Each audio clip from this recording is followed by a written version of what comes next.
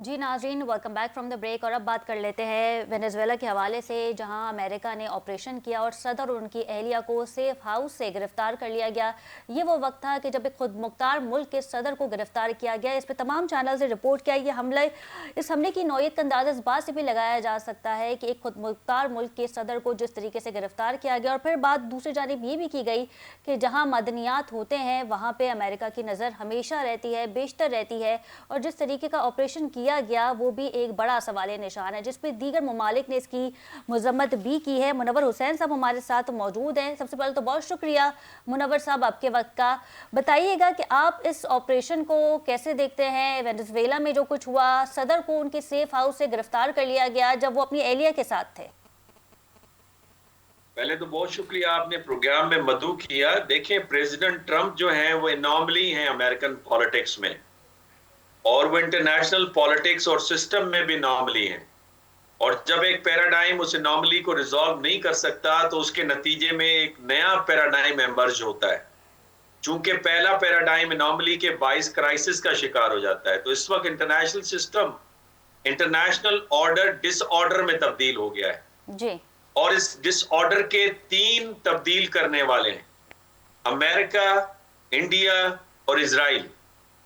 America great America और exceptionalism की बात करता है, इंडिया विश्व गुरु की बात करता है, इजराइल चूजन पीपल की बात करता है।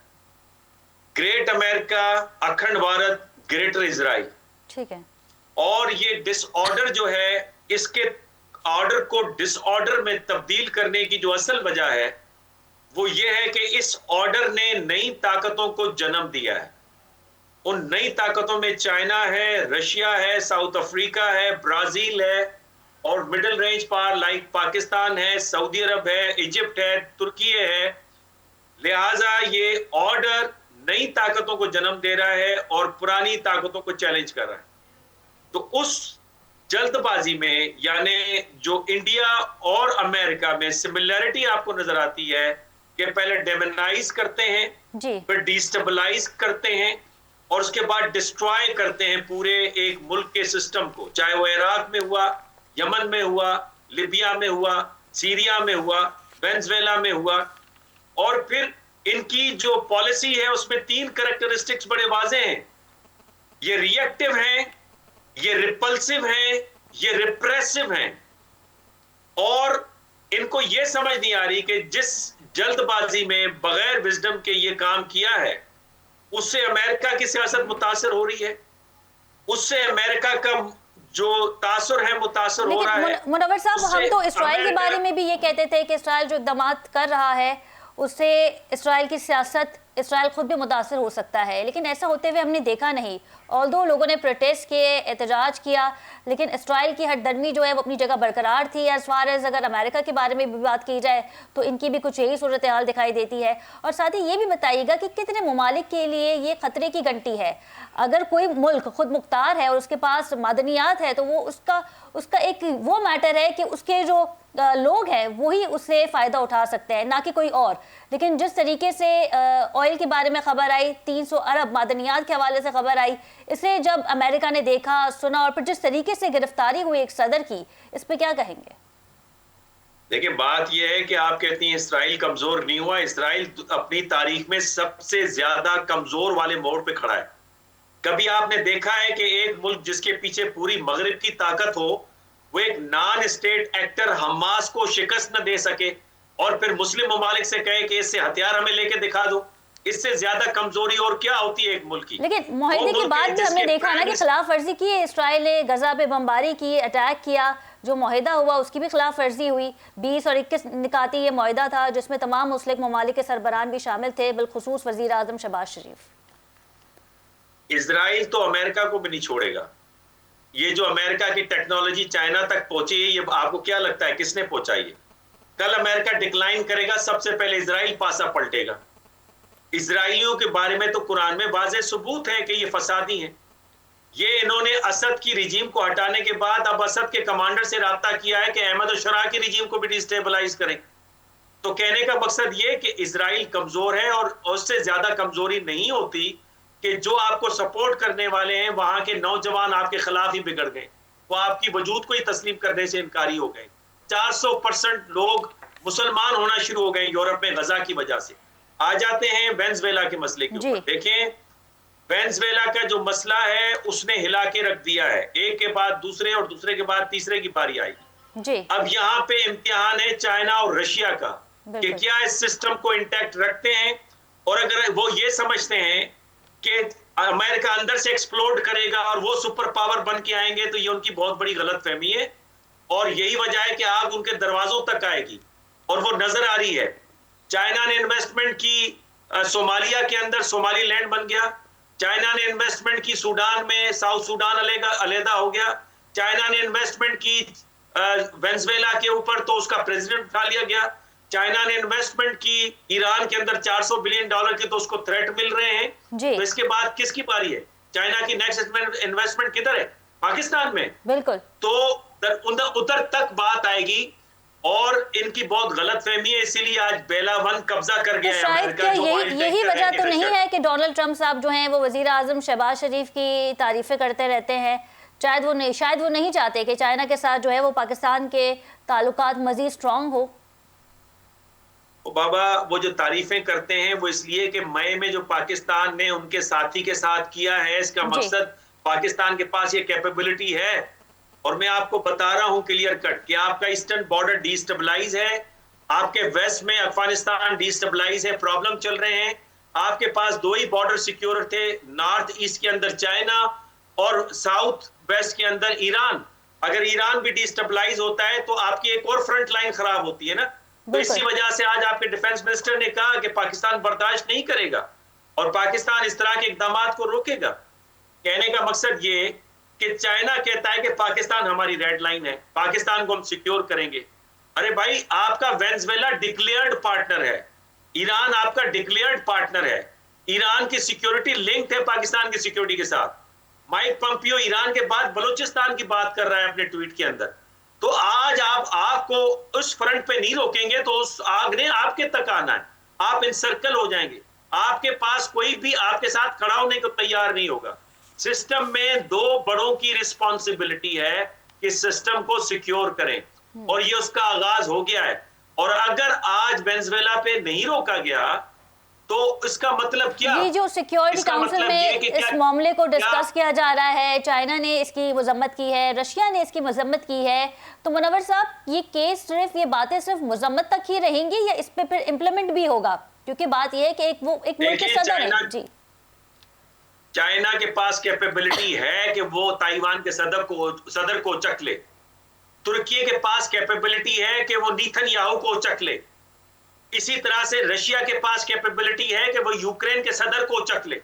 ये कोई मुश्किल बात नहीं है। मसला ये है कि आज आप इसको नहीं रोकेंगे तो ये हर किसी के सदर को चक लेंगे, तो फिर क्या होगा? तो लिहाजा मेरा ख्याल ये है कि चूंकि इस ऑर्डर को डिसऑर्डर में इसलिए तब्दील होने दिया जा रहा है कि इसने नई ताकतों को जन्म दिया है, मिडिल रेंज पावर्स को जन्म दिया है और इजराइल ये करवा रहा है। बारहा अमेरिका के थिंकर्स कह रहे हैं कि ये इजराइल की पुरानी ख्वाहिश है। आज से 20-25 साल पहले ही रोड मैप तैयार हो गया था। 7 रोड टू वॉर्स क्लिंटन के दौर में स्ट्रेटेजी बनी थी, जिसमें आखिरी शिकार ईरान होगा, उसके बाद नॉर्थ कोरिया होगा।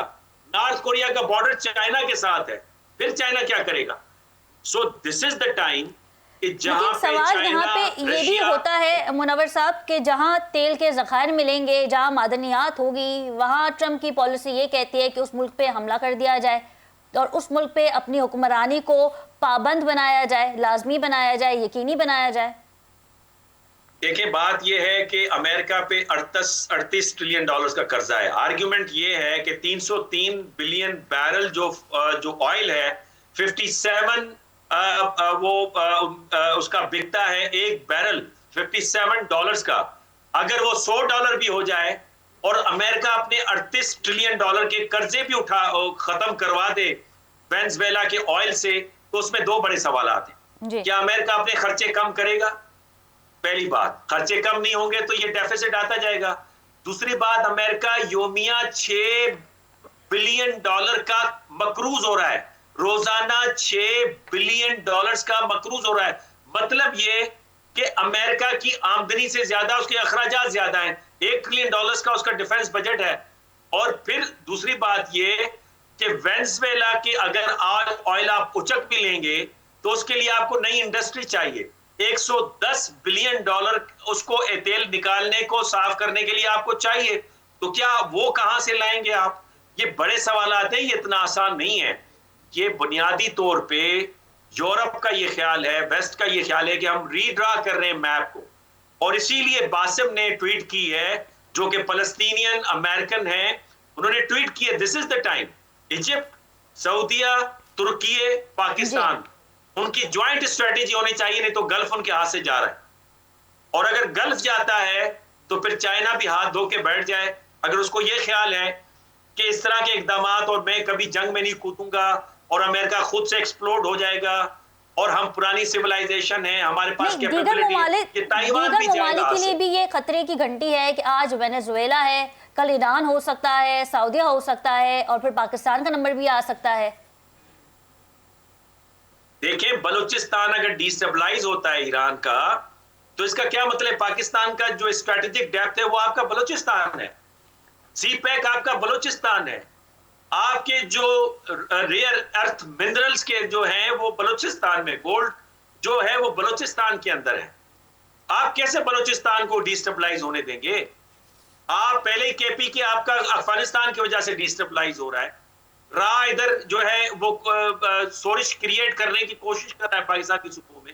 अभी टीटीपी और बीएलए ने एक फैसला किया है कि हम पाकिस्तान के पंजाब और सिंध में भी सोरिश फैलाने की कोशिश करते हैं। आज भी कराची से एक पूरा नेटवर्क पकड़ा है आपकी सिक्योरिटी फोर्सेस ने। कभी आपने सुना है कि किसी मुल्क में 210 इंटेलिजेंस बेस्ड ऑपरेशन योमिया हो?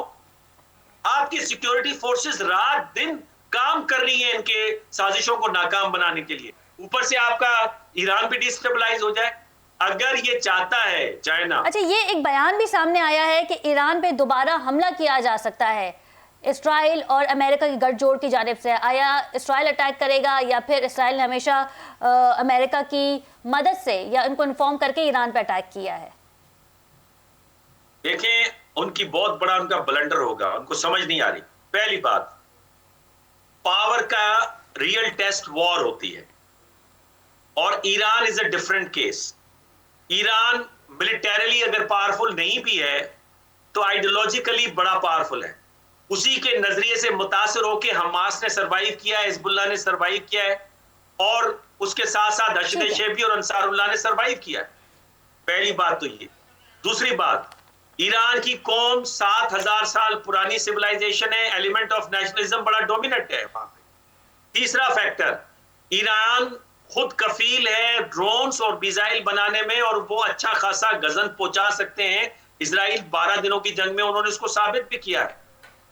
चौथी बात कि ईरान के अंदर जो वलायत फकी है वो ईरान का सिर्फ सिस्टम नहीं है, उस सिस्टम का ताल्लुक इराक के साथ भी है, सुन्नियों के साथ भी है, शिया के साथ भी है, पूरी दुनिया में फैले हुए। ठीक है। तो ये ब्लंडर होगा अगर आप वियतनाम में नहीं टिक सके, 20 सालों के बाद अफगानिस्तान से जाना पड़ा, लिबिया पे अभी भी आपका मुकम्मल कंट्रोल नहीं है, सीरिया अब तक इनस्टेबल आपको नजर आ रहा है, हमास हिजबुल्लाह ने अब तक हथियार नहीं डाले हैं, तो ये ब्लंडर होगा ऑन द पार्ट। और बिल्कुल ठीक है, बहुत शुक्रिया मुनव्वर हुसैन साहब आपके वक्त का। वेनेजुएला में जिस तरीके से अमेरिका ने ऑपरेशन किया, किसी फिल्मी अंदाज से ये कम ना था, और एक खुद मुख्तार मुल्क के सदर को जिस तरीके से गिरफ्तार किया गया रात गए, ये भी एक बड़ा सवालिया निशान है, और साथ ही ममालिक के लिए भी खतरे की घंटी है कि आज वेनेजुएला है, कल कोई और मुल्क भी हो सकता है। प्रोग्राम का वो खत्म